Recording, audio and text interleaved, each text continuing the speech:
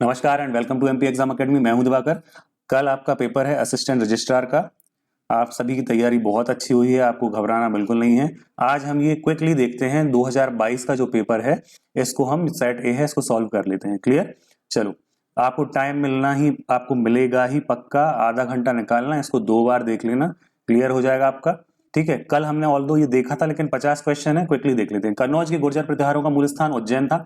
अब देखिए, ये जो क्वेश्चन है, चंद्रेल शब्द का किस शिलालेख में हुआ है, तो कल जो हमने सॉल्व किया था, यहां पर आप देख सकते हो, तो यहां क्या लिखा है, चंदेल देव शब्द का प्रथम उल्लेख किस शिलालेख में, तो खजुराहो। ठीक है, क्वेश्चन क्या आया था, ये क्वेश्चन थोड़ा सा बदल दिया था। चंद्रेल का शब्द है तो ये दुधई है ललितपुर में, तो इसको आप याद रख लेना। मांडू किले का निर्माण किसने कराया? होशंग शाह ने। होशंग शाह की कब्र बहुत फेमस है। छत्रसाल दशक के रचनाकार कौन है? कवि भूषण जी हैं। ये गड़बड़ हो गया, डिलीट हो गया क्वेश्चन। आगे बढ़े। The evolution of provincial finance in British India, B R Ambedkar की पुस्तक है। कोरकू 2 वर्ष में 2 बार क्या करते हैं? आत्माओं की पूजा करते हैं, जादू शक्तियों की। भील जनजाति का मुख्य व्यवसाय क्या है? कृषि है। पेपियर मैशे कागज की क्या है? ये कागज को गला के कला है, ये उज्जैन और ग्वालियर में चलती है। कौन आजाद हिंद फौज का हिस्सा थे? INA किशन सिंह ठाकुर थे। नेक्स्ट की बात कर लेते हैं, तो मैकाल श्रेणी संबंधित किससे है? तो भैया सतपुड़ा से है। ठीक है, जोहिला नदी का उद्गम कहां पर है? मैकाल में ही है। मांधाता गॉर्ज नर्मदा नदी बनाती है। सर्वाधिक वर्षा परिवर्तनशीलता कहां पर है? तो सर्वाधिक की बात करेंगे तो है खरगोन में, सबसे कम है शहडोल में। बिजली झगड़ाखंड खान कहां से संबंधित है? सुहागपुर कोयला क्षेत्र से संबंधित है। आगे बढ़ते हैं, किस पेटी में सर्वाधिक मैंगनीज का भंडारण है? तो बालाघाट और छिंदवाड़ा में है। गांधी सागर कहां पर है? चंबल नदी पर है। एशिया में सबसे बड़ा सौर ऊर्जा केंद्र तो कहां? गुड़ रीवा। आपको तो गुड़ याद रखेंगे, ठीक है, शक्कर वाला गुड़ नहीं, ये गुड़ है ना। रानी अवंतीबाई परियोजना किस नदी पर बनाई गई है? नर्मदा पर। अवंतीबाई जो यूनिवर्सिटी है वो कहां पर है? सागर में है। बघेलखंड में कौन सी मिट्टी है? तो लाल पीली मिट्टी है। क्लियर है बात? आगे बढ़ते हैं। नेक्स्ट देखो, मध्य प्रदेश में पंचायत राज और ग्राम स्वराज अधिनियम 1993 को सहमति कब मिली राज्यपाल की? 24 जनवरी 1994 को। क्षमा प्रदान करने की शक्ति किसके पास होती है? तो राज्यपाल 161 में है। लोकसभा विधानसभा परिनियम आदेश 2008 के अनुसार लोकसभा में मध्य प्रदेश राज्य से ST की सीटें कितनी है? 6 हैं।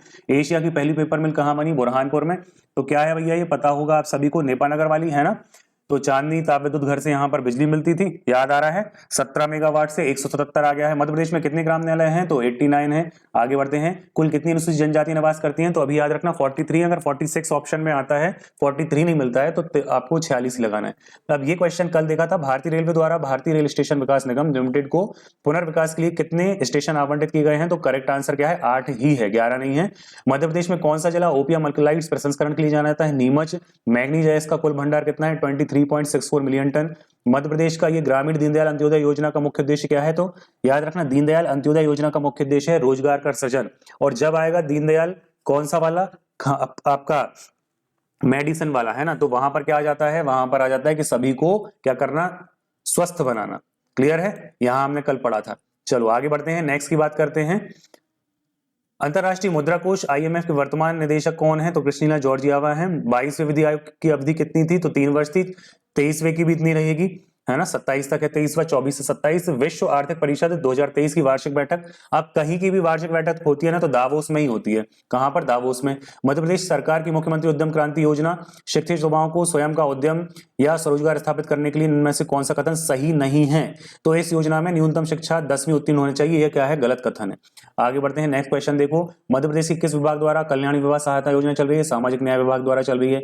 मुनीश्वर चंद्र डावर को 2023 में पद्मश्री से सम्मानित किया गया, किस क्षेत्र में? तो मेडिकल के या मेडिसिन के क्षेत्र में। कौन है ये डावर जी? डॉक्टर साहब हैं ये, है ना। नीति आयोग के कंपोजिट जल प्रबंधन सूचकांक, तो ये अभी वाला याद करना आप, है ना। मध्य प्रदेश में भोज समारोह धार में होता है। नेक्स्ट क्वेश्चन की बात करें, टेराबाइट में 2 टू दी पावर 40 बाइट्स होती हैं। फ्लेमिंग के दाएं हाथ का, ये इंपॉर्टेंट है। अब ये क्यों आ गया पता नहीं, क्योंकि अपने सिलेबस में तो है नहीं। तो क्या होगा यहाँ पर? चालक की गति की दिशा भी होती है, चुंबकीय क्षेत्र के से भी ये संबंधित है, तो दोनों ही हो जाएंगे। फिर देखो, chat GPT, open AI, Sam Altman, artificial intelligence को उपयोग होता है नेचुरल लैंग्वेज प्रोसेसिंग का होता है, ठीक है, और डीप लर्निंग तकनीक का, दोनों का ही होता है। रोबोटिक्स में आवश्यकता किसकी होती है? सभी की है। NIC कब बना है? तो NIC बना है 1976 में। आगे बढ़ते हैं, नेक्स्ट क्वेश्चन देखो। कौन सा एक राज्य मिशन मोड प्रोजेक्ट है? तो ट्रेजरी है। World wide web Tim Berners-Lee का है। आगे बढ़ते हैं, प्रथम वेब ब्राउजर मोज़ैक है। IRCTC किसका है? तो G2C का एग्जांपल है। C2C का कौन है? eBay, पेपल है। ये अपना GS का क्विकली रिवीजन हो गया। अब हम आगे बढ़ते हैं, मेन देखते हैं। ये देखो, विश्वविद्यालय शिक्षा और प्रशासन आता है। अब देखो, निम्न में से कौन सा उन्नत भारत अभियान के प्राथमिक लक्ष्यों में एक नहीं है? तो क्या नहीं है? ग्राम विकास के कार्यों में परिवर्तनकारी बदलाव को प्रारंभ करना। बोल रहा है कौन सी जिम्मेदारी डिपार्टमेंट ऑफ साइंस और टेक्नोलॉजी की नहीं है, तो क्या नहीं है, उच्च शिक्षा संस्थानों में विज्ञान प्रौद्योगिकी के विशेषज्ञों की नियुक्ति करना, ये डीएसटी के अंतर्गत नहीं आता है। पंडित मदन मोहन मालवीय राष्ट्रीय शिक्षक और शिक्षण मिशन की शुरुआत कब हुई, दिसंबर 2014 में होगी। आगे बढ़ते हैं, नेक्स्ट क्वेश्चन की बात कर लें, निम्नलिखित में से कौन से कथन राष्ट्रीय मूल्यांकन और प्रत्यानयन परिषद नैक NAAC नैक की ग्रेडिंग मिलती है, आपने देखा होगा यूनिवर्सिटीज को नैक A+ है ना, के बारे में सही है, तो क्या सही है, ऑप्शन पढ़ो पहले। इसका मुख्यालय इंदौर में है, 2 बोल रहा है देश भर में इसके क्षेत्रीय कार्यालय हैं, रीजनल ऑफिसेज, इसे उच्च शिक्षा संस्थानों का आकलन करने और मान्यता देने की जिम्मेदारी सौंपी गई है, 4 बोल रहा है स्वायत्त संस्था है। क्लियर, तो कौन से उत्तर सही है, 3 और 4 हैं। उच्च शिक्षा संस्थानों को आकलन करता है, यही रेटिंग देता है, और ये क्या है, ऑटोनॉमस बॉडी है या फिर संस्था है। ये जो स्वयं है, कौन सा स्वयं सिद्धांत नहीं है, तो पारदर्शिता। निम्नलिखित में से कौन सा विकल्प यूनेस्को द्वारा सुझाए गए शिक्षा स्तंभों को इंगित करता है, तो सभी करते हैं, मतलब जानना सीखना, एक साथ जीना सीखना और करना सीखना। क्लियर है, चलिए आगे बढ़ते हैं, ज्यादा दिमाग नहीं चलाना है इस ऑप्शन में आपको। निम्नलिखित में से किसकी एनआईसी में महत्वपूर्ण भूमिका नहीं है, तो खेल प्रशासन की नहीं है एनआईसी में। 2003 में शुरू हुई NPTEL का निम्नलिखित में से कौन सा फुल फॉर्म है, तो national programme on technology enhance learning, ये इसका करेक्ट फॉर्म है। आगे बढ़ते हैं, कौन सा या कौन से रूसा, ठीक है, का मुख्य उद्देश्य है विभिन्न सुधारों के, रूसा आपको पता होगा क्या है, उच्च शिक्षा अभियान है ना। चलिए, उच्च शिक्षा की गुणवत्ता में उन्नति उच्च शिक्षा है, या फिर बताओ जल्दी से क्या है, कहीं आप कुछ और तो नहीं लगाने वाले हो। सामाजिक रूप से वंचित समुदाय के लिए उच्च शिक्षा में समानता में सुधार करना, बालिकाओं की छात्रावास अलग अलग अनुकूल बुनियादी ढांचे का निर्माण करना है, और महिला अल्पसंख्यक SC ST OBC दिव्यांगजन को शामिल करके बढ़ावा देना है। गुणवत्तापरक उच्च शिक्षा अनुसंधान और नवाचार के लिए राज्यों और संस्थानों के बीच स्वस्थ प्रतिस्पर्धा को बढ़ावा देना है, तो क्या हो जाएगा, all of the above are correct. चलिए बढ़ते हैं आगे, देखते हैं नेक्स्ट क्वेश्चन। राष्ट्रीय मूल्यांकन और प्रत्यानयन परिषद द्वारा जारी प्रमाण पत्र कितने वर्ष तक वैध होता है, तो 5 वर्षों तक होता है। कौन सा है, ये नैक आ गया है ना। मध्य प्रदेश में भारत के संविधान के किस अनुच्छेद के अंतर्गत मध्य प्रदेश लोक सेवा, तो क्या भैया 315 पढ़ के आ रहे हो आप लोग, 320 में कार्य है, 322 में क्या है, इसका पूरा वित्त का काम है, मतलब कि क्या होता है यहाँ पर राज्य की संचित निधि से मिलते हैं वेतन भत्ते। चलो आगे बढ़े, निम्नलिखित में से कौन सा आयोग 1 नवंबर 1956 से पूर्व भारत अपना भोपाल राज्य में सिविल सर्विस की भर्ती के लिए परीक्षा करता था, तो कौन करता था, यूपीएससी करता था, संघ लोक सेवा आयोग करता था। चलिए आगे बढ़ते हैं, भारत के संविधान के किस अनुच्छेद के अंतर्गत भारत सरकार का मुकदमा चलाया जाता है, तो अनुच्छेद 300, ये क्वेश्चन भी आपने करा है ना। आर्टिकल 300 के अंतर्गत क्या हो सकता है, ABC बनाम भारत संघ। चलो आगे बढ़ने, नेक्स्ट क्वेश्चन की बात करें, ये आता है हमारे सामने, निम्नलिखित में से कौन सा संसदीय शासन व्यवस्था में प्रशासन पर विधायी नियंत्रण का साधन नहीं है, तो ये आ गया आपका डेलीगेट वाला प्रत्यायोजित विधान। ये नहीं होता है, डेलीगेशन क्या होता है, अपने अधिकार किसी दूसरे को सौंप देना, ठीक है। प्रश्नकाल, स्थगन, अविश्वास तीनों ही है। आप देखते हैं, सूचना का अधिकार अधिनियम 2005 की किस धारा के अंतर्गत राज्य सूचना आयोग का गठन हुआ है, तो धारा 15 के अंतर्गत हुआ है। देखो अगर एक एक नहीं भी रहता ना, तो धारा 15 तो हमको पता ही है, 12 से आपको पता है किसका गठन हुआ है, जल्दी से कमेंट करके बताओ। मध्य प्रदेश उच्च न्यायालय नियम को किस वर्ष प्रभावशील बनाया गया, 2006 में बनाया गया। अब याद रखना, सूचना आयोग राज्य का कब बना है, 22 अगस्त 2005 को बना है। RTI एक्ट कब का है, तो 12 अक्टूबर 2005 का है। अरुणा राय को याद रखना है। 25 मतलब 250 रुपए से लेकर 25,000 रुपए तक का फाइन होता है, और 10 रुपए की क्या होती है, ये आपको रसीद कटवानी पड़ती है। लोक सूचना अधिकारी, क्लियर होगी बात। चलो आगे बढ़ते हैं, किस दिनांक को मध्य प्रदेश में CM हेल्पलाइन प्रारंभ हुई, तो ये कब हुई, 31 जुलाई 2014 को। 31 जुलाई 2014 को मध्य प्रदेश CM हेल्पलाइन का प्रारंभ निम्नलिखित में से किस विभाग के अंतर्गत किया गया, लोक सेवा प्रबंधन विभाग। अब इसका कमेंट करके बताओ, CM हेल्पलाइन कब शुरू हुई। अब देखो, मध्य प्रदेश लोक सेवा के प्रदान की गारंटी अधिनियम 2010 की किस धारा के अंतर्गत सेकंड अपीलीय प्राधिकारी शास्ति मतलब दंड आरोपित करने के लिए अधिकृत है, तो धारा 7 में क्या है, शास्ति। क्या याद किया हमने, 7 से शास्ति, शास्ति से 7। मध्य प्रदेश लोक सेवा के प्रदान की गारंटी संशोधन अधिनियम 2021 की धारा 2H में कपट से अभिप्रेत कृत्य निम्नलिखित में से किस में परिभाषित है, तो संविदा अधिनियम 1872 की धारा 17। ये बहुत इंपॉर्टेंट है धाराएं, देखो याद करवाई हैं, याद कर लेना इनको। ये आ गया CM हेल्पलाइन। एक विश्वविद्यालय में किसी संकाय के अध्यक्ष के कार्य संबंधित होते हैं, तो याद रखना शिक्षण और शोध के मानकों के संधारण करने से होते हैं। नेक्स्ट 72 की बात करते हैं, आ जाइए। 72 पूछ रहा है, मध्य प्रदेश विश्वविद्यालय अधिनियम 1973 खाली स्थान के बेहतर प्रावधान हेतु लाया गया, तो किसके, संगठन और प्रशासन के बेहतर प्रावधान के लिए लाया गया। मध्य प्रदेश विश्वविद्यालय संशोधन अधिनियम 2022 के अनुसार राजा शंकर शाह और हृदय शाह विश्वविद्यालय के प्रादेशिक अधिकार में कौन से राजस्व जिले आते हैं, तो यहाँ पर उपयुक्त में से कोई नहीं आएगा। क्या क्या लिखा है यहाँ पर, छिंदवाड़ा, होशंगाबाद, सिवनी, छिंदवाड़ा, सिवनी, बैतूल, क्या है, नन ऑफ द अबव। चलो आगे बढ़े, नेक्स्ट क्वेश्चन की बात करते हैं। राज्य विश्वविद्यालय के किस अस्थायी एवं योग्य संकाय सदस्य को शोध पर्यवेक्षक के रूप में नियुक्त किया जा सकता है, तो अकेडमिक परिषद के अनुमोदन के उपरांत किया जा सकता है। क्लियर है, अकेडमिक काउंसिल होगी, उसका अनुमोदन रिकमेंडेशन हो जाएगा। उसके बाद मध्य प्रदेश के बाहर किसी तरह तरह के शिक्षण या शोध कार्य के प्रस्ताव परीक्षण हेतु बनी संबंधित समिति में निम्नलिखित में से कौन सा सम्मिलित नहीं होगा? तो संबंधित विश्वविद्यालय का रजिस्ट्रार नहीं होगा। क्लियर है, रजिस्ट्रार नहीं होगा। पेपर किसका दे रहे हैं? Assistant registrar. अब आपसे पूछें कि रजिस्ट्रार जो कुल सचिव है वो कैसे बनते हैं, तो बता देना एमपीपीएससी में असिस्टेंट रजिस्ट्रार की नियुक्ति होती है, उसमें फिर प्रमोशन के द्वारा आप क्या बनते हो? कुल सचिव बनते हो। डायरेक्टली नहीं बनते, जैसे तहसीलदार नहीं बनते। मध्य प्रदेश विश्वविद्यालय सेवा में सीधी भर्ती के अंतर्गत विज्ञापित पदों में एससी तथा एसटी के उम्मीदवार के लिए संयुक्त रूप से कितने आरक्षण की व्यवस्था है? तो 45% की है। क्लियर है बात, आगे बढ़ते हैं। मध्य प्रदेश राज्य विश्वविद्यालय सेवा नियम 1983 के अनुसार एससी एसटी से तात्पर्य वही होगा जो संविधान में 366 24 25 में है, तो वही हो जाएगा। चलो आगे बढ़ते हैं। नेक्स्ट क्वेश्चन की बात करें 76। मध्य प्रदेश राज्य विश्वविद्यालय की अकादमिक परिषद की सफल बैठक के आयोजन हेतु कोरम के क्रम में खाली स्थान सदस्य उपस्थित होने चाहिए, तो 12 होने चाहिए। कोरम कैसा है मिनिमम, जब हम विधानसभा लोकसभा की बात करें 1/10 का। चलो आगे बढ़े। मध्य प्रदेश के विश्वविद्यालयों में वार्षिक प्रतिवेदन के निर्माण हेतु निर्देशन देने का दायित्व किसका है? तो कार्यकारी परिषद का है। ठीक है। मध्य प्रदेश में एक निजी विश्वविद्यालय के वाइस चांसलर की नियुक्ति हेतु कौन सा कथन असत्य है? तो क्या कथन बोल रहा है? नियुक्ति चांसलर द्वारा की जाती है, इस हेतु बनी चयन समिति में प्रायोजन निकाय द्वारा मनोनीत 2 प्रख्यात शिक्षाविद होते हैं, तो असत्य बोला है, तो ये कथन हो गया असत्य। इस हेतु बनी चयन समिति में राज्य सरकार द्वारा मनोनीत 2 प्रख्यात शिक्षाविद होते हैं, ये गलत है। आगे बढ़ते हैं। नेक्स्ट देखो, निम्नलिखित में से किस अंतरराष्ट्रीय संस्था द्वारा मध्य प्रदेश उच्च शिक्षा गुणवत्ता उन्नयन परियोजना के लिए वित्तीय सहायता दी गई है? तो वर्ल्ड बैंक के द्वारा। मध्य प्रदेश विज्ञान और प्रौद्योगिकी परिषद की स्थापना किस अधिनियम के अंतर्गत हुई है? तो बता देना है एमपी सोसाइटी रजिस्ट्रेशन एक्ट 1973 के अंतर्गत हुई है। 84 पर आते हैं हम, तो 84 बोल रहा है निम्नलिखित में से राज्यों का कौन सा समूह भोपाल में स्थित यूनिवर्सिटी ग्रांट कमीशन के अंतर्गत केंद्रीय क्षेत्रीय कार्यालय से के अधिकार क्षेत्र में आता है? तो छत्तीसगढ़, राजस्थान, मध्य प्रदेश। तो याद रखना नेबरिंग जो स्टेट है ना वही आएंगे। ऑल दो आपको यहाँ पर और क्या दिख रहा है? कोई भी नहीं दिख रहा है, केवल इसके अलावा महाराष्ट्र और गुजरात के अलावा ए और सी। तो आपको याद क्या रखना था? यहाँ पर याद रखना था छत्तीसगढ़, राजस्थान, या कोई एक आप याद रख लें। ऑलरेडी 3 राज्य है मध्य प्रदेश को मिला के, तो आपको छत्तीसगढ़, राजस्थान याद रख लेना। AICTE जो होता है केंद्रीय क्षेत्रीय समिति का कार्यालय मध्य प्रदेश के किस जिले में है? भोपाल में है। आगे बढ़ते हैं। राष्ट्रीय प्राध्यापक अध्यापक शिक्षा परिषद किस क्षेत्रीय समिति का हिस्सा है? तो पश्चिमी क्षेत्रीय समिति का हिस्सा है। कृषि प्रौद्योगिकी अनुप्रयोग अनुसंधान संस्थान अटारी मध्य प्रदेश के किस जिले में है? तो जबलपुर में है। अटारी कहां पर है? जबलपुर में। अटारी बाघा बॉर्डर वाला नहीं लगाना। अटारी कहां से है? तो हम असिस्टेंट रजिस्ट्रार का पेपर देंगे कल, तो कहां लगाना है? जबलपुर में लगाना है। सन 1958 में भारतीय प्रौद्योगिकी संस्थान बॉम्बे IIT बॉम्बे कहां पर है? पवई की स्थापना किस अंतरराष्ट्रीय संस्था की सहायता से हुई? तो यूनेस्को की सहायता से हुई। मध्य प्रदेश में कितनी साइट है? तो बता देना 3 साइट्स हैं। भारतीय विज्ञान शिक्षा एवं अनुसंधान संस्थान ISAR मध्य प्रदेश के किस जिले में है? तो भोपाल में है। आगे बढ़ते हैं। Advanced material and process research institute AMPRI Bhopal 2007 में पूर्व में किस नाम से जानते थे? तो रीजनल रिसर्च लेबोरेटरी के नाम से जानते थे। आगे बढ़ते हैं। विश्वविद्यालय के वित्त और संपत्तियों का नियंत्रण खालिस्तान का महत्वपूर्ण कार्य है, तो कार्यकारी परिषद का कार्य है। नेक्स्ट क्वेश्चन की बात करें हम, तो नेक्स्ट क्वेश्चन बोल रहा है हमसे 92 नंबर का, विश्वविद्यालय के प्रशासनिक विंग का प्रमुख कौन होता है? तो रजिस्ट्रार या कुल सचिव होता है। आगे बढ़ते हैं। विश्वविद्यालय की निधि और संपत्तियों का प्रबंधक कौन है? तो वित्त अधिकारी है। यूजीसी औपचारिक रूप से भारत में विश्वविद्यालय शिक्षा के मानकों के समन्वय, निर्धारण और रखरखाव के लिए संसद के एक अधिनियम के माध्यम से भारत सरकार के एक सांविधिक मतलब क्या हुआ, ये वैधानिक निकाय के रूप में कब से स्थापित किया गया है यूजीसी? तो बता देना 1956 नवंबर से।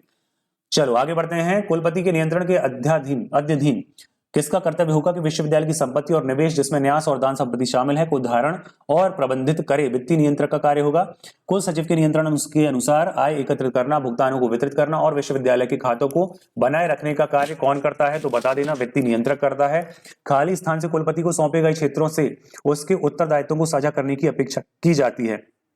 तो समकुलपति किससे? समकुलपति याद रखोगे, समकुलपति याद रख लेना द प्रो वाइस चांसलर। क्या रहेगा? The pro vice chancellor. आगे बढ़ते हैं। नेक्स्ट की बात करें। बजट ढांचे के अनुसार उनके निष्पादन की दृष्टि से विद्या परिषद के सभी प्रस्तावों की जांच करने का कर्तव्य किसका है? कार्यकारी परिषद। देखो कार्यकारी परिषद कितनी इंपॉर्टेंट है। विश्वविद्यालय के आय व्यय की समीक्षा तो वित्त समिति करेगी। आगे बढ़ते हैं। नेक्स्ट की बात करें 100 नंबर की, एक परिनियम तैयार करते समय विश्वविद्यालय की सबसे अच्छी विधियां किसके द्वारा तैयार की जाएंगी? कोऑर्डिनेशन कमेटी के द्वारा। फर्म के वित्तीय स्रोतों के नियोजन एवं नियंत्रण से संबंधित प्रबंधकीय गतिविधि क्या कहलाएगी? तो वित्तीय प्रबंधन कहलाता है। नेक्स्ट देखते हैं 102 नंबर को, वित्तीय प्रबंधन के मुख्य उद्देश्य क्या है? तो लाभ और व्यवसाय की परिसंपत्तियों को बढ़ाना है। लचीला बजट क्या होता है या संबंध किससे है? तो व्यय से भी है, लागत से भी, मतलब ए और बी दोनों से है। अर्ध विकसित राष्ट्रों को सार्वजनिक ऋण के लिए किसका सहारा लेना पड़ता है? तो घरेलू ऋण का सहारा भी लेना पड़ता है और कर आरोपण भी करना पड़ता है। अनिवार्य ऋण और मुद्रा का प्रसार भी करना होता है। A and C are correct. अब देखो निम्न में से सही कथन को चुनना है, तो अंकेक्षण संपूर्ण चित्रण को नहीं बताती है। अंकेक्षण का प्रारंभ लेखांकन के अंत से होता है। अंकेक्षण कोई गारंटी नहीं देता। तो सही कथन क्या है? ऑल ऑफ द अबव, मतलब डी सही है। नेक्स्ट की बात कर लेते हैं। नेक्स्ट क्वेश्चन है, भारत में नियंत्रक महालेखा परीक्षक की नियुक्ति संविधान की कौन सी धारा? भैया 148, राष्ट्रपति, खत्म का। अंकेक्षण को लेखांकन से कब और किसके द्वारा पृथक किया गया? केंद्र सरकार के द्वारा किया गया, 1976 में किया गया। आपको रटवा दिया है, वी नरहरि राव, और वर्तमान में क्या है, के संजय मूर्ति जी हैं। लोक लेखा के लेखों की विशेषताओं में से एक क्या है? लोक लेखों की केंद्रीय प्रणाली होती है, बिल्कुल सही है।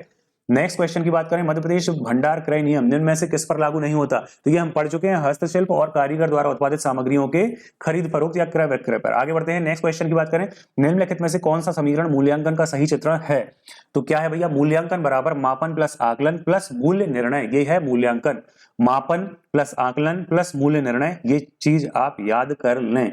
चलिए आगे बढ़ते हैं, नेक्स्ट क्वेश्चन की बात कर लेते हैं, जो कि हमारे सामने कौन सा एक छात्र की ग्रेडिंग का आवश्यक पहलू नहीं है? तो पक्षपात बिल्कुल भी नहीं है, बाकी सारे हैं, स्वमूल्यांकन, सहकर्मी का मूल्यांकन, अन्य शिक्षकों की राय, है ना। VARK वार्क लर्निंग स्टाइल मॉडल किसके द्वारा दिया गया? तो नील डी फ्लेमिंग के द्वारा दिया गया। शिक्षण प्रणाली में क्या शामिल नहीं होता है? प्रचार प्रसार नहीं होता है, जो कि आजकल चल रहा है। लेकिन क्या होता है? आवाज, हाव भाव, है ना, शरीर की भाषा मतलब बॉडी लैंग्वेज, और फेशियल एक्सप्रेशन, ये सारे कुछ होते हैं। देखो, होकांसन और हुपर के अनुसार शिक्षण के कितने स्तर होते हैं? तो 5 स्तर होते हैं। कितने होते हैं? 5 स्तर होते हैं। नेक्स्ट क्वेश्चन की बात करें, इनमें से कौन सा सामाजिक संपर्क मॉडल का हिस्सा नहीं है? तो प्रोग्राम मॉडल नहीं है। कक्षा में सीखने के विभिन्न तरीकों में से कौन से सीखने के तरीकों को सभी प्रकार के सीखने के लिए एक बुनियादी आवश्यक माना जाता है? तो अवलोकन द्वारा सीखने को हम मानते हैं। एनसीईआरटी जो है, इसकी स्थापना कब हुई? तो 1961 में हुई। आगे बढ़ जाएं, नेक्स्ट क्वेश्चन की बात करते हैं, जो कि है 120, सत्यता, निजता, गोपनीयता और निष्ठा निम्नलिखित में से किसके 4 महत्वपूर्ण तत्व हैं? तो ये हैं नैतिक नियम के। आगे बढ़ते हैं, निम्नलिखित में से कौन सा राष्ट्रीय शिक्षा नीति 2020 का मूल सिद्धांत नहीं है? तो योगात्मक मूल्यांकन नहीं है। राष्ट्रीय शिक्षा नीति 2020 के अनुसार सामाजिक आर्थिक रूप से वंचित छात्रों की अधिकता वाले क्षेत्रों में शिक्षक विद्यार्थी का जो टीचर स्टूडेंट रेशियो है कितना होगा? 25:1। क्लियर है ना? तो 25 छात्रों पर एक शिक्षक होना चाहिए। निम्नलिखित में से किस प्राचीन भारतीय साहित्य कृति ने अच्छी शिक्षा को 64 कलाओं? देखो, ये क्वेश्चन अपन ने पीएससी प्रीलिम्स में भी पढ़ा है, हिस्ट्री में, प्राचीन भारतीय ज्ञान परंपरा में। तो क्या है यहाँ पर? बाण भट्ट की कादंबरी में 64 कलाओं का ज्ञान है। क्लियर है ना बात? अंकपात आश्रम कुछ आपको याद आ रहा होगा, यहाँ पर 64 कलाएं आ रही हैं, है ना, कि नहीं आ रही? जल्दी से बताओगे। ये तो आपने पढ़ा ही है, आपको पढ़ाया हिस्ट्री क्लास में, बाण भट्ट की कादंबरी। नोट्स में भी अपने एनआईपी 2020 के अनुसार निम्नलिखित में से कौन सा स्नातकोत्तर कार्यक्रम का सही प्रारूप नहीं है? 4 वर्षों का पाठ्यक्रम नहीं होता है। एनईपी 2020 के अनुसार प्रत्येक कॉलेज, विश्वविद्यालय या उच्च शिक्षा संस्थानों के क्लस्टर या नॉलेज हब में न्यूनतम कितने छात्र होंगे? 3000। कितने होंगे? 3000। मेरू की स्थापना का मुख्य उद्देश्य क्या है? गुणवत्तापूर्ण शिक्षा। एनईपी जो है अपनी किस अंतराल पर एनसीएफएससी दस्तावेज की समीक्षा और अद्यतन होता है? तो 5 से 10 वर्षों में। नेक्स्ट क्वेश्चन की बात करते हैं। नेक्स्ट क्वेश्चन बोल रहा है, एनईपी के अनुसार किसी विषय विशेष में 4 वर्षीय स्नातक की डिग्री प्राप्त करने वाले विद्यार्थी के लिए बीएड का कौन सा कार्यक्रम सुनिश्चित किया गया है? तो 1 वर्षीय। आप देख रहे हो ना कि बीएड अब 1 साल का होने लगा है, जिन्होंने 4 वर्ष का क्या किया है? ग्रेजुएशन किया है। चलिए आगे बढ़ते हैं। नेक्स्ट की बात करें, एनईपी के अनुसार अनुवाद और विश्लेषण के लिए निम्नलिखित में से कौन सी संस्था स्थापित है? तो Indian institute of translation and interpretation, याद कर लेना इसको। निम्नलिखित में से कौन सी एजेंसी विश्वविद्यालयों में प्रवेश के लिए गुणवत्तापूर्ण सामान्य योग्यता परीक्षा आयोजित करने के लिए जिम्मेदार है? तो एनटीए भैया हद से ज्यादा बकवास संस्था है। ऑल्दो यूजीसी या फिर उच्च शिक्षण संस्थानों गुणवत्तापूर्ण समाज आपकी शिक्षा के लिए जानी जाती है, चयन के लिए, लेकिन one of the worst agency है ये अभी तक की। हमेशा पेपर लीक, हमेशा क्या होता है यहाँ पर, कुछ ना कुछ घपलेबाजी चलती रहती है, और फाइनली आप देखोगे कि नीट की परीक्षा में इस बार घपला खुल के उजागर हो गया। ऑल्दो 2024 में हुआ था, बट क्या है, वो माना नहीं। तो सुप्रीम कोर्ट तो वैसे ही क्या चलता है, केवल और केवल तथ्यों पर चलता है, तो उसने कह दिया कि इतनी जगह दोबारा करवा लो। लेकिन अब क्या हुआ, अब खुद इनको ही स्वयं कहना पड़ा। आपकी क्या राय है? कमेंट करके बताइए, इसे भंग किया जाना चाहिए या फिर क्या है अगले साल से ऑनलाइन। मध्य प्रदेश प्रवेश तथा शुल्क विनियामक समिति का सभापति कौन नहीं हो सकता? राज्य सरकार का उप सचिव स्तर का अधिकारी नहीं हो सकता। मध्य प्रदेश प्रवेश तथा शुल्क विनियामक समिति द्वारा फीस निर्धारण का मापदंड कौन सा नहीं है? क्षेत्र की आर्थिक संबद्धता का आधार फीस निर्धारण का मात्रक नहीं है। मध्य प्रदेश में स्थापित निजी विश्वविद्यालय का प्रमुख कौन है? तो कुलाधिपति होता है। क्लियर हो गई बात? द चांसलर बोलते हैं। प्रो वाइस चांसलर कौन है? जल्दी से बताओ। समकुलपति। मध्य प्रदेश के निजी विश्वविद्यालय में प्रथम परिनियम किसके द्वारा बनाए जाते हैं? विश्वविद्यालय के शासी निकाय द्वारा। क्लियर है? गवर्निंग बॉडी के द्वारा। आगे बढ़ते हैं। राज्य मानवाधिकार आयोग के सदस्यों को कौन नियुक्त करता है? तो राज्यपाल नियुक्त करता है। क्लियर है? मानव अधिकार लिखा यहाँ पर, महिला आयोग नहीं है, याद रख लेना। मानव अधिकार कौन है यहाँ पर? मानव अधिकार है, याद कर लेना अच्छे से। राज्य मानवाधिकार आयोग के अध्यक्ष की नियुक्ति की अधिकतम आयु सीमा कितनी है? तो 70 वर्ष है, 70 तक ही इनका कार्यकाल है। मध्य प्रदेश राज्य अनुसूचित जनजाति आयोग का सदस्य इनमें से कौन होता है? तो आयुक्त जनजाति विकास मध्य प्रदेश होता है। ठीक है, जनजाति में आयुक्त भी सचिव होता है ना। चलिए आगे बढ़ते हैं। मध्य प्रदेश के राज्य अल्पसंख्यक आयोग का कोई सदस्य अध्यक्ष किससे संबोधित करते हुए पद त्याग कर देगा? तो राज्य सरकार अपॉइंट करती है, राज्य सरकार को पद त्याग का अपना लेटर पकड़ा देगा। बोल रहा है ट्राइबल आयोग का जो अशासकीय सदस्य है कितने वर्ष की अवधि के लिए होगा? तो 3 वर्ष के लिए होगा। नेक्स्ट देखो, मध्य प्रदेश शासन में राज्य स्तरीय राज्य पिछड़ा वर्ग आयोग का गठन भारत के उच्च न्यायालय द्वारा 1990 के किस केस से संबंधित हो? तो याद रखना इंदिरा साहनी वाला केस, जो कि बहुत चर्चित है। वर्तमान में 27% आरक्षण भी इसी कारण ओबीसी का लड़ रहा है, या फिर आप बोले कि जो यूआर और आपका ओबीसी के बीच में फुटबॉल बनाया जा रहा है दोनों ही कैटेगरीज को, और गेंद यहां से वहां फेंकी जा रही है आरक्षण की। तो ये किस केस से अभी तक लटका अटका भटका हुआ है? ऑल्दो गवर्नमेंट की जिम्मेदारी है, बट ये केस याद रखना, इंदिरा साहनी बहुत इंपॉर्टेंट केस है। चलो आगे बढ़ते हैं, नेक्स्ट क्वेश्चन की बात कर लेते हैं। अब ये हमारे पास आ गए हैं कॉम्प्रीहेंशन। अब तो देखो यहां पर क्या लिखा है, ये बोल रहा है निम्न प्रश्नों के उत्तर देना है। यौवन धन का व्यय ही रहा है या वास्तविकता है? विश्व शांति प्राप्त करना एक साझा जिम्मेदारी है और जिसे युवाओं सहित समाज के सभी सदस्यों द्वारा गंभीरता से लिया जाना चाहिए। शांति को बढ़ावा देने और संघर्ष को रोकने में युवाओं की महत्वपूर्ण भूमिका होती है, जो कि भूल रहे हैं, क्योंकि वे अक्सर हिंसा और अस्थिरता से सबसे ज्यादा प्रभावित होते हैं। बिल्कुल सही बात है। बगल में देखा जैन जी आंदोलन हो रहा है, किसी नेता ने बोल दिया तो करने चले गए, फिर पता चला कि यार लो क्या हो गए, फिर आपके आ गया घर पे क्या नोटिस आ गया कि आ जाओ थाने। सबसे महत्वपूर्ण तरीकों में से एक है कि युवा लोग विश्व शांति में योगदान कर सकते हैं, वह है समझ और सहिष्णुता को बढ़ावा देना। क्लियर है? विभिन्न संस्कृति, धर्म और जीवन के तरीकों के बारे में सीखकर युवा लोग बाधाओं को तोड़ने और दूसरों की प्रति सहानुभूति, सद्भाव की भावना को बढ़ावा देने में मदद कर सकते हैं। गलतफहमियों और संघर्षों को रोकने में मदद कर सकता है, जो कि हिंसा युद्ध का कारण बनती है। बिल्कुल सही बात है। एक और तरीका है जिससे युवा लोग शांति को बढ़ावा दे सकते हैं, वह है गरीबी, असमानता, पर्यावरणीय गिरावट जैसे मुद्दों को दूर करने के लिए कार्रवाई करना। ये समस्याएं अक्सर संघर्षों की जड़ में होती हैं, उन्हें संबोधित करने से अधिक स्थिर और शांतिपूर्ण समाज बनाने में सहायता मिलती है। सामाजिक न्याय और पर्यावरणीय स्थिरता को बढ़ावा देने के लिए युवा लोग सामुदायिक सेवा परियोजना, स्वयंसेवी कार्य और वकालत अभियानों में शामिल हो सकते हैं। स्थानीय स्तर पर शांति को बढ़ावा देने के अलावा युवा जो हैं शांति को बढ़ावा देने और संघर्ष को रोकने के वैश्विक प्रयासों में शामिल हो सकते हैं। इसके बाद देखो, इसमें संयुक्त राष्ट्र जैसे अनेक अंतर्राष्ट्रीय संगठनों का समर्थन करना, परमाणु निरस्त्रीकरण की वकालत करना, दुनिया भर में शांति निर्माण की पहल में भाग लेना शामिल हो सकता है। शांति को बढ़ावा देने में युवा लोग जो महत्वपूर्ण भूमिका निभा सकते हैं, उसके बावजूद उन्हें अक्सर हाशिए पर रखा जाता है। बिल्कुल सही बात है। इसे संबोधित करने के लिए सरकारों और संगठनों के लिए महत्वपूर्ण है कि वे युवाओं के साथ जुड़ें और उन्हें वे उपकरण और संसाधन प्रदान करें कि जिनकी उन्हें शांति को बढ़ावा देने में पूरी तरह भागीदारी करने की आवश्यकता होती है। अंत में विश्व शांति प्राप्त करना एक सामूहिक जिम्मेदारी है, जिसमें युवा लोगों सहित समाज के सभी सदस्यों की सक्रिय भागीदारी की आवश्यकता है। समझ और सहिष्णुता को बढ़ावा देकर संघर्ष के मूल कारणों को दूर करके वैश्विक शांति निर्माण के प्रयासों में शामिल होकर युवा अधिक शांतिपूर्ण दुनिया बनाने में योगदान दे सकते हैं। अब मैं अगला नहीं पढ़ूंगा, केवल अब क्वेश्चन पढ़ूंगा, ठीक है ना। चलो, शांति को बढ़ावा देने में युवा लोगों की महत्वपूर्ण भूमिका क्या है? वे अक्सर हिंसा और अस्थिरता से सबसे ज्यादा प्रभावित हो जाते हैं। ठीक है, चलो आगे बढ़ते हैं। वह तरीका क्या है जिससे युवा शांति को बढ़ावा दे सकता है? सामाजिक न्याय और पर्यावरणीय स्थिरता की वकालत कर देना। शांति को बढ़ावा देने में वैश्विक प्रयासों में युवा कैसे शामिल हो सकते हैं? दुनिया भर में शांति निर्माण की पहल में भाग लेकर। वह तरीका क्या है जिससे सरकार, संगठन, अपना संगठन शांति युवा बढ़ावा देने के लिए युवाओं से जुड़े उपकरण और संसाधन प्रदान करके। विश्व शांति प्राप्त करना सामूहिक जिम्मेदारी क्यों है? क्योंकि इसमें समाज और सभी सदस्यों की सक्रिय भागीदारी की आवश्यकता होती है। अब देखो नेक्स्ट क्वेश्चन बोल रहा है, ये आपका paragraph, Which one of the following theories states that children learn by observing and imitating others' behavior? तो सी ऑप्शन हो जाएगा social learning theory. Albert Bandura's Bobo doll experiment was conducted to demonstrate observational learning के लिए। ठीक है, What was the purpose of बोबो doll experiment? अब ये देखो नया क्वेश्चन आ गया है बोबो डॉल, अभी तक तुम लोगों ने पढ़ा नहीं होगा, केवल 1 से 9 तक पढ़ते थे।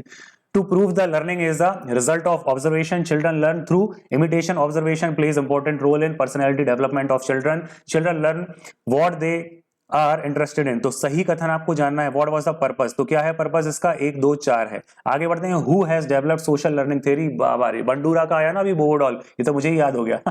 चलो, what is the correct sequence of the stages of social learning theory? तो क्या होगा? ए और डी ऑप्शन है। Observation, then motivation, reproduction, personality, then formation. यहाँ डी क्या लिखा है? Observation, motivation, reproduction, personality, formation. Copy cat हो गया यार, क्या हो गया? Copy cat. इसलिए ए एंड डी दोनों ही सही हैं। ये आपका पूरा का पूरा पेपर हो गया। होप आप लोग बहुत अच्छा पेपर करेंगे, आपको घबराना बिल्कुल भी नहीं है। आपके लिए बहुत सारी शुभकामनाएं। Best wishes from MP exam academy, Diwakar sir, Saurabh sir. ठीक है, और एक चीज बहुत इंपॉर्टेंट चीज है, क्या है वो? देखो बेटा, इसका याद रख लेना कि बहुत तेज गर्मी पड़ रही है, तो बार बार मैं आपसे बोल रहा हूँ, क्लास में भी बोलता हूँ, कुछ हल्का फुल्का खा पी के जाना है। चूंकि आपका भरी दोपहरी से पेपर शुरू है, 10:30 से रिपोर्टिंग टाइम है, आप 11 तक पहुंचोगे चलेगा। क्या लेके जाना है? तो आधार कार्ड जो है, अभी आपका अगर लॉक है बायोमेट्रिक्स, तो उसे क्या करो, अभी के अभी आधार एप्लीकेशन डाउनलोड करो, उसमें अनलॉक करके रखो। क्लियर है? वहां पर अगर आप हो तो एक फोटो ले जाना, ट्रांसपेरेंट पानी की बोतल में ग्लूकॉन डी घोल के ले जाना, रूमाल ले जाना। क्लियर है? चप्पल पहन के या जूते पहन के ऊपर तक ही जाना, अगर बाहर उतरवाते हैं तो बाहर ठीक है, अदरवाइज रूमाल बाहर ही निकालना अगर बोलें कि नहीं ले जा सकते, क्योंकि इतनी गर्मी पड़ रही है, बीमार होने का कोई मतलब नहीं है। तो अपनी सेफ्टी प्रिकॉशंस अपनाते हुए पेपर बहुत अच्छे से करना। All the very best. Thank you.